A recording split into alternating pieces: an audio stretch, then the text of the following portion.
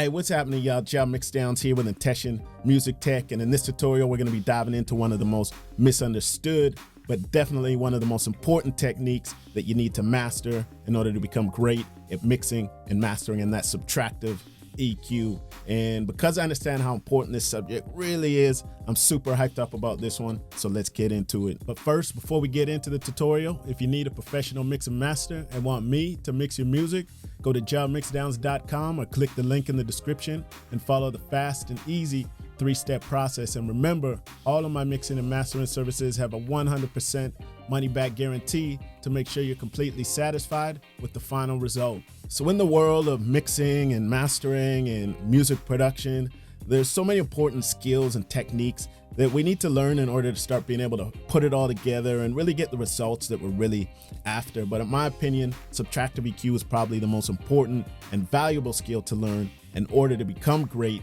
at mixing and mastering. And I preach this over and over again to my students because I know just how vital it is for beginners to really understand the importance of learning this technique. And if you're watching this video, I'm sure it's because this subtractive EQ thing keeps popping up and you finally decide that, hey, I got to start figuring this thing out once and for all, because I can definitely tell you from firsthand experience that this was a concept that I really struggled with in the beginning. So I completely understand that when you're new to mixing, this can actually be one of the more difficult and intimidating skills to learn. So it can be really easy to shy away from it. It's just really challenging for new mixers to conceptualize how subtractive EQ can get you great results, because the question everybody has is, how can cutting frequencies make mixes sound better than boosting frequencies? But the truth is that it does sound better, and if you really want to get good at mixing, you find that it becomes one of those necessary skills that you need to learn in order to take your mixing and mastering game to the next level. So simply put, subtractive EQ is just a decrease in a frequency band's amplitude or volume. But in mixing and mastering terms, we just call it a cut and keep it simple.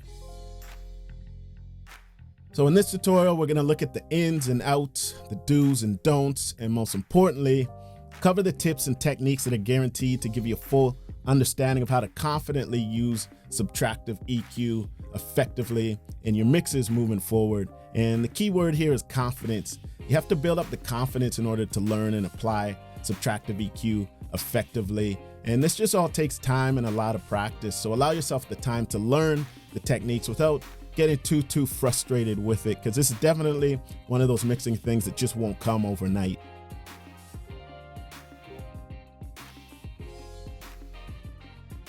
But before we get into the session, I just quickly want to mention one subject that I believe always needs to be discussed in tandem with subtractive EQ, and that's ear training for frequencies.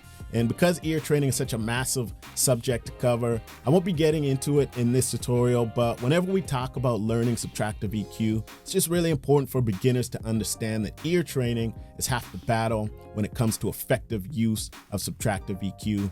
Because when I first started out mixing and using EQs, the concept of frequency ear training just never came up for me until way too late in my development. And I honestly just completely missed the boat on it. But if I was aware of it sooner, I could have been studying it and learning it right from the beginning, but I just didn't know. So now it's literally the first thing I mention when I'm teaching people about EQ. And ear training is not just imperative to know for EQing, but for all other aspects of mixing and engineering. So whether you're already familiar with it or you're just hearing about it for the first time right now, I really encourage you to start studying it immediately. And here's why. Understanding the frequency spectrum is the foundation of being able to really utilize and harness the power of subtractive EQ. So just to mention quickly, there's a lot of ways to practice and study ear training, but the way that I believe to work really well is with a software company called Train Your Ears. And they've been around for a while now, and I find this to be an incredible tool for beginners and for intermediates. So I've included a link in the description, so make sure you check it out and make sure you get up to speed with your ear training. So with all that being said, let's get into the tutorial and let's train our ears with subtractive EQ. So before we get into the live demonstration of subtractive EQ in the session, I have to first discuss resonance and resonant frequencies, because this is the main reason why we need to utilize subtractive EQ in order to clean up our tracks effectively.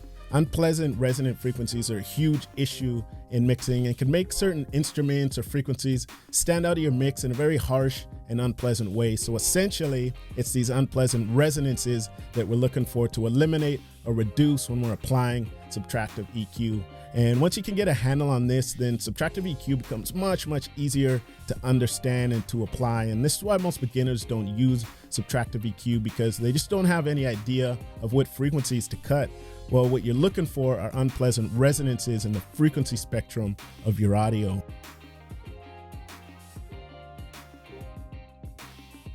So resonance is actually a physics term, and the real definition can get real sciencey and real complicated to understand. So I'm going to try and simplify this as much as possible as it applies to music. So resonance occurs when things like instruments, vocals, or recording spaces vibrates or oscillates in response to sound waves at a specific frequency. So essentially, it creates spikes in the frequency spectrum, and most of these spikes are unpleasant and need to be removed via subtractive EQ. Now, keep in mind, not all resonances are bad, so we just have to learn which ones cause the most problems in our instruments and our vocals. And the most common way to detect resonant frequencies is through a method called EQ sweeping, which we're going to look at in the session right now. Okay, so we're in the session, and the song that we're using for today's tutorial is called Wayo. The artist name is Ashes, Fifth Born, really good friend of mine and super talented artist. And the producer is also a good friend of mine and very talented as well. And his name is Blair Mercer. So there's 4 key aspects to understanding how to use and apply subtractive EQ that we're going to cover in this tutorial. So number 1, we're going to look how to find and cut offensive resonant frequencies. Number 2, we're going to learn how to adjust the Q. Number 3, we're going to see how much amplitude should be cut from a frequency. And then number 4, we're going to talk about how many frequencies you should cut. So the first thing we're going to do is just play the song just so you get an idea of what we're working with. So this is a rap song, and I'm just going to be working on the lead vocal here on the verse. I don't have any processing on the vocal. It's raw. I just have, this is just kind of standard for me. I have my VMR running through this console emulation, the VCC channel, and then I also have it running through the J37 tape. So this is just a foundation that I use on all my vocals. But other than that, we don't have any processing. So let me just play the verse so we can just get an idea of what we're working with here. My story begins like all other stories, a blessing for me. Dark and stormy, I paint the picture I see before me. If a man falls from his former glory, is it purgatory? Well, I done fell from the 10th story, they still applaud me. I beg forgiveness, Lord knows I beg forgiveness. Made in his image, I'm reading lines in ancient scripture. That photo finish, that finish line. I need you to visualize the mind of a kamikaze war pilot. This time. Okay, so the first thing we're going to do is, of course, learning how to find what resonant frequencies that we should be cutting. So for this tutorial, I'm just going to use the stock Pro Tools EQ. I find this is actually a good EQ for sweeping for frequencies. So the first thing we're going to do is I'm actually going to use this part of the verse. I find this is going to be better for this specific tutorial, kind of when the beat drops. I beg forgiveness, Lord knows I beg forgiveness, made in his image. So when we're looking for resonant frequencies, you can hear there's a lot of times there's just a ringing that you can hear when you boost the band. And then sometimes it's just going to be an offensive frequency that will just pop out to your ears. So the first thing I'm going to do, I'm going to bring in this low mid band frequency here, and we're just going to start sweeping for the resonance, the bad resonant frequencies, sorry. I beg forgiveness, Lord knows I beg forgiveness, made in his image, I'm reading lines in ancient scripture. So as you can see there, it's really boxy in this area. We're at around 200 hertz here, and it's just got like a really boxy sound. And that's a very common problem issue I find as far as resonant frequencies. So a lot of this actually depends on your recording gear as far as how it's going to sound. But I find this to be a very common frequency. So what we want to do, I have this boosted all the way to 16. So one thing that we have to do is be careful when we're boosting frequencies with subtractive EQ, because if you boost it too much, then almost all the frequencies are going to sound bad. So there has to be a balance with that. So first of all, let's just take out this frequency here. I beg forgiveness, Lord knows I beg forgiveness. And the important thing is when we're sweeping with this, we want a narrow Q. So when we're shaping our subtractive EQ, we use narrow Qs to take out resonant frequencies, and then we use broader Qs more for tonal shaping. So when we're sweeping for resonant frequencies, we want a narrow Q. I beg forgiveness, Lord knows I beg forgiveness. Made in his image, I'm reading lines in ancient scripture. That photo finish, that finish line. So now I'm gonna bring in another band here, and we are gonna keep sweeping for some bad frequencies. And I'm gonna actually do a little more sweeping here so you can actually just get an idea of what the bad frequencies are. I beg forgiveness, Lord knows I beg forgiveness. Made in his image, So if I leave it there, you can see there's nothing offensive in that frequency range.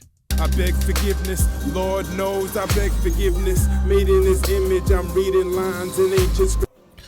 Right there, of course, you can hear the ringing. It basically sounds like it's bouncing off glass. And that's just the resonance in this specific frequency range, in the mid frequency range. But as you can hear, that's actually a very offensive frequency. So I'm just going to keep sweeping before I pull anything out, just so we can just locate those offensive resonances. I beg forgiveness, Lord knows I beg forgiveness. Made in his image, I'm reading lines in ancient scripture. That photo finish, that finish line. I need you to visualize the mind of a kamikaze war pilot. This time I'm coming for all life. So right there, as you can see, that's a really offensive frequency as well, and around the 1.2 kilohertz range here. I beg forgiveness, Lord knows I beg forgiveness. Made in his image, I'm reading lines in. So we're at about 1.3 kilohertz there, and if we keep sweeping up, I beg forgiveness, Lord knows I beg forgiveness. Made in his image, I'm reading lines in ancient scripture. That photo. So this is a frequency range that I really want to talk about, and this is 3500K. This is always a common problem frequency because it can just be very offensive and harsh to the ears, and it's very noticeable when it's peeking out of a vocal or an instrument. So this is a very common frequency range that should be cut. But it also just depends, again, on your recording space and the mic and everything that you're using. But it's always good to know what the common frequency ranges are, especially when you're first learning subtractive EQ. So let's go back to the beginning and let's start just taking out and cutting these frequencies. I beg forgiveness, Lord knows I beg forgiveness. Made in his image, I'm reading lines in ancient scripture. So right there, that's very obvious. It's poking out of the mix and it does not sound good. So we're going to pull that out of there. I beg forgiveness, Lord knows I beg forgiveness. Made in his image, I'm reading lines. So another thing we have to talk about now is the amplitude of the cut. How much should you cut out? Because you have to be very careful with this. If you cut too much, then you're just going to leave the vocal very thin. And this is something that just takes a little bit of time and a little bit of practice, and you'll start getting used to it. But you don't want to cut too much. So a good place to start is usually around 2 or 3 dB, and then you can actually even go up to 6 or 7 dB if it really, really needs it.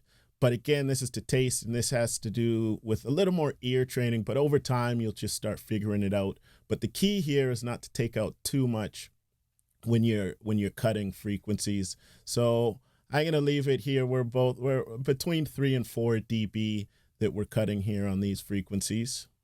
I beg forgiveness, Lord. So now I'm going to bring in another band, and we are going to cut out the rest of the frequencies that we don't want in there. I beg forgiveness, Lord knows I beg forgiveness. Made in his image, I'm reading lines in ancient scripture. That photo finish, that finish line. I need you to visualize the mind of a kamikaze. So that's very harsh and it's piercing my ears anyway. So we're gonna cut it out of there. Again, we're at about 1.3. I beg forgiveness, Lord knows I beg forgiveness. Made in his image, I'm reading lines in ancient scripture. So with this specific EQ, even though it's a good EQ for cutting frequencies, there's not a lot of bands to work with. So we only have 5 bands to work with. Sometimes, depending on the vocal and how the recording is, or not just the vocal or the instrument, you might need to cut more. But again, we want to be careful with how much we're cutting out of the audio, because we just don't want it to be too thin. So this was actually a good recording, and for me, this is just kind of, I would say, a standard cutting process. You know, you might have 3 or 4 offensive frequencies that you want to get out of there. So let me just bring in this band here and see if there's another frequency that we can find that we might want to scoop out. I beg forgiveness, Lord knows I beg forgiveness. Made in his image, I'm reading lines in ancient scripture. So again, because I've boosted this so much, it sounds really bad, and we have to use our ears. So if I take this out here and we listen to this specific frequency, it might not even need to be cut out of there. I beg forgiveness, Lord knows I beg forgiveness. Made in his image, I'm reading lines in ancient scripture. That photo finish, that finish line. I need you to visualize the mind of a kamikaze war. So that's a perfect example of boosting too much when we're doing our EQ sweeps, because it's bringing up a frequency that actually doesn't need to be cut. It sounds offensive, but it actually doesn't need to be cut, because it's just not in the mix. It's not poking out, or it's not offensive. So we're going to leave that alone. So let's just do one more quick broad sweep just to make sure that we got them all.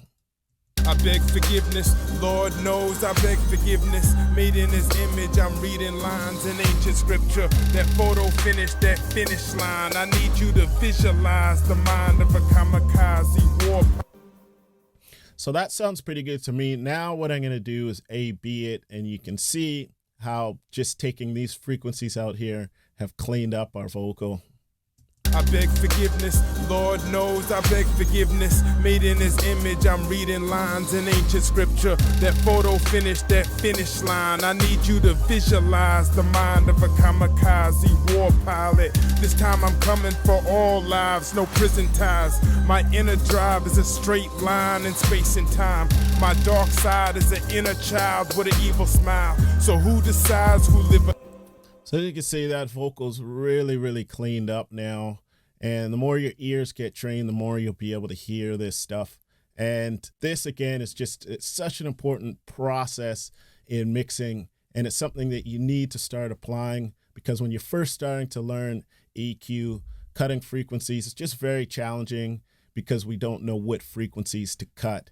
And when you start getting used to it and you start doing your ear training, it'll just start becoming more and more obvious over time. So there's certain frequency ranges that you can always just kind of go to, especially for vocals. And I find between the 200 and about 700 hertz range, there's usually some frequencies in there that need to be cut out.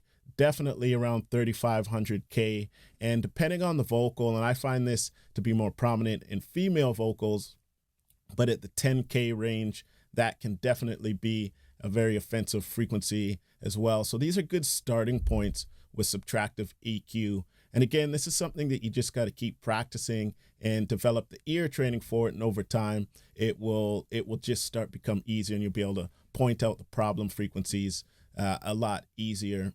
Hey, so if you're enjoying this content and you're really serious about learning how to mix and you're really looking to take your mixing game to the next level, make sure you check out my brand new recording academy at intessionmusictech.com, because for a limited time, I'm offering free access to my first 2 courses. They're a part of my new Mixing Clinic series of mini courses that are a real comprehensive dive into mixing lead vocals and mixing beats. So when you sign up to the Academy, you'll get access to both the Pro Lead Vocal Mixing Clinic and the Savage Beats Mixing Clinic. And these 2 courses are packed with some of my favorite mixing tips and techniques that I use on all my tracks and work for any genre of music. And I know are guaranteed to help you get more professional sounding mixes, because we're talking over 2 hours of mixing tips that aren't accessible anywhere else but in the Academy. So you really don't want to miss out on this opportunity. All you got to do is go to intessionmusictech.com to sign up. And again, this is all free stuff, but only for a limited time. And when you do sign up, you don't only get access to the 2 mini courses, but you get special offers and content only subscribers see. And also you get automatically entered to win one of our free monthly giveaways of industry leading plugins from FabFilter and Plugin Alliance. And if this promo is over by the time you guys see this video, don't worry about it, because I always have great offers going on for all my Academy members. So go to intessionmusictech.com and check out all the goodies I got going on for you guys. So first thing we want to do, just as a recap, we want to do an EQ sweep to look for offensive frequencies. Number 2, we want to adjust the Q. We want to make sure we have a narrow Q when we're searching for resonant frequencies and taking the resonant frequencies out. And when we're cutting it, we don't want to cut too much because we don't want to leave the vocal too thin. So that's, again, to a degree, is to taste, but it's just something that you have to be careful of when you're cutting frequencies. And then also too, you don't want to do too many cuts, because that's also going to leave the vocal thin. So you don't want to get too crazy with subtractive EQ. You just want to have the right balance. And again, don't boost the frequencies too much when you're sweeping, because they'll all sound bad. And then you'll end up taking out frequencies that don't need to be taken out and leaving you with a weak vocal. So I hope this tutorial gave you guys an idea of what to start looking for when you're using subtractive EQ, and give you more confidence using subtractive EQ moving forward.